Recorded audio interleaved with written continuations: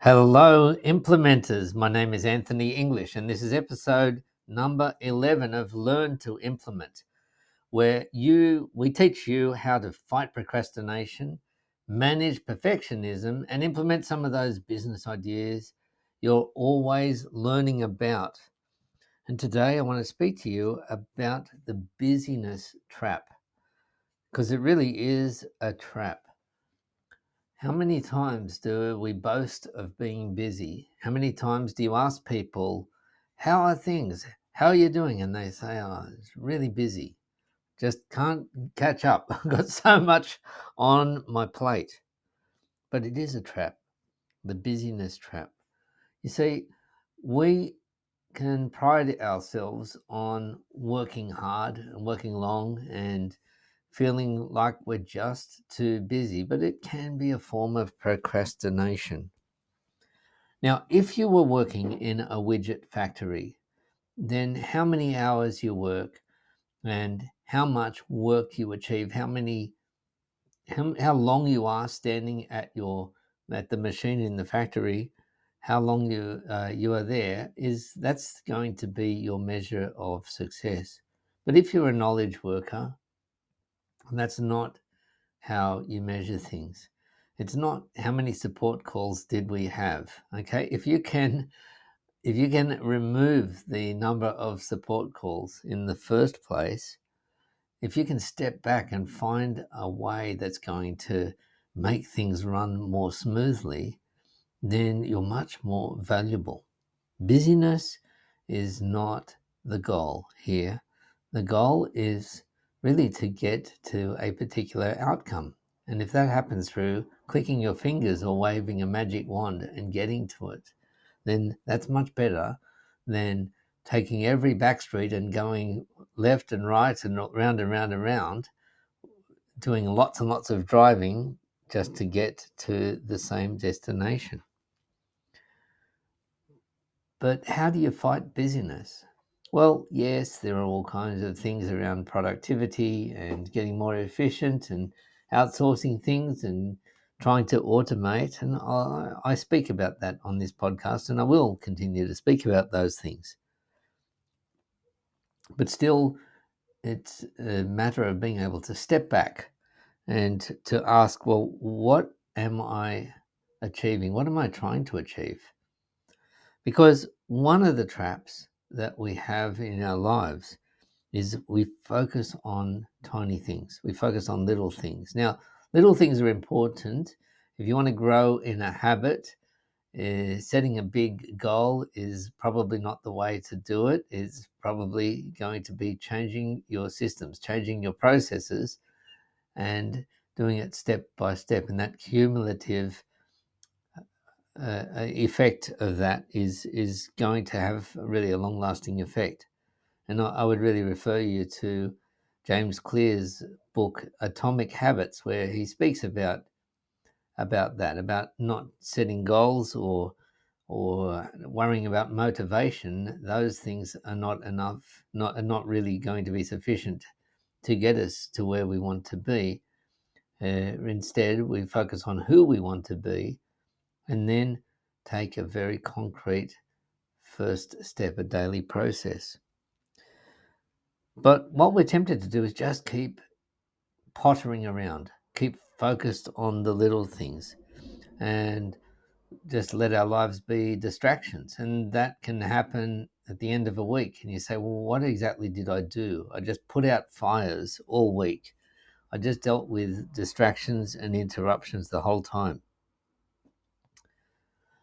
Now, one of the traps that I know that I fall into is focusing on things that have already happened. And I don't mean that in a melancholic way and deep regrets about things that I've done or things that have happened to me. No, I mean it simply the way that an accountant may look back and look at, well, what did happen? And rather than focusing on what should happen.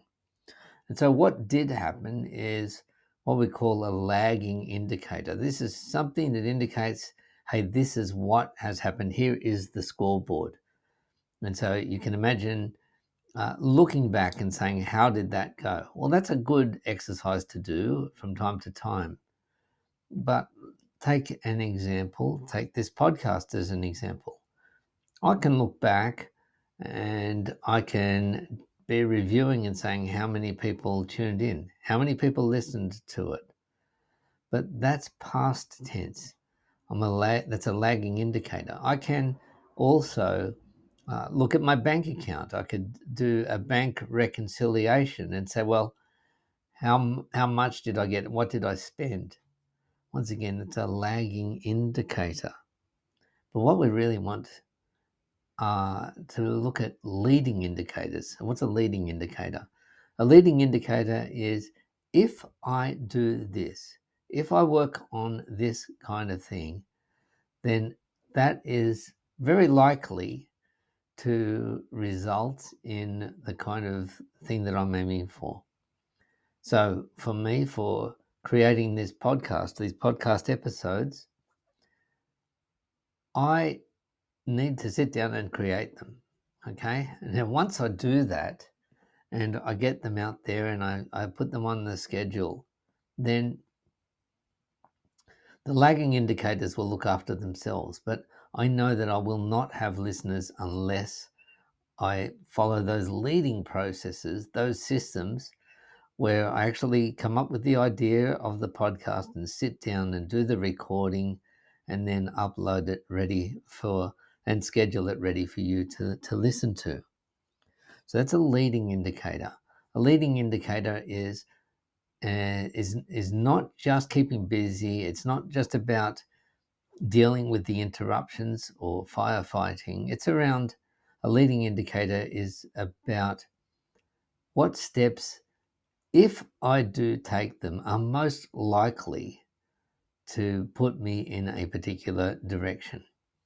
You think about it when you are making a decision, and let's make it a fairly big decision, such as changing jobs, moving house, maybe a big investment that you're going to make, getting married, something that is really big.